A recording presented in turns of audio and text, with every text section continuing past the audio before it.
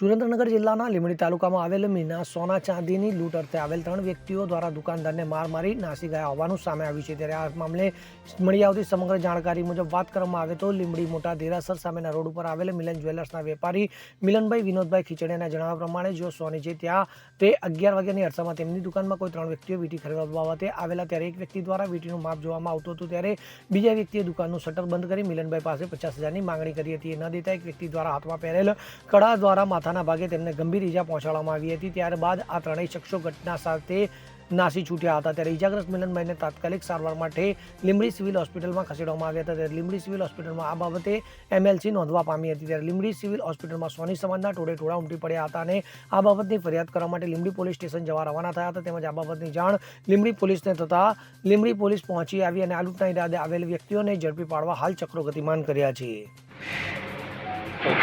મારું નામ મિલન વિનોદભાઈ ખીચડિયા છે। મારી દુકાન પુલ પાસે છે અને 11:30 બનાવ બન્યો। 3 જણા લૂંટના ઈરાદે આવ્યો, મને મારી 50,000 માગી, જાનથી ધમકી આપી। શેની દુકાન છે? સોને ચાંદી।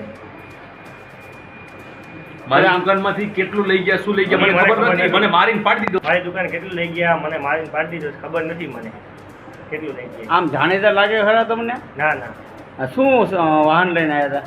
એક્ટિવા લઈને આવ્યા હતા। કેટલા જણા હતા? 3 જણા। કલ્પેશ વાઢેર સાથે CN24 ન્યૂઝ સુરેન્દ્રનગર। હવે જુઓ દેશ દુનિયાની તમામ ખબરો તમારી આંગળીના ટેરવે। ઉઠાવો મોબાઈલ અને Google Play Store પરથી ડાઉનલોડ કરો અમારી CN24 ન્યૂઝ મોબાઈલ એપ।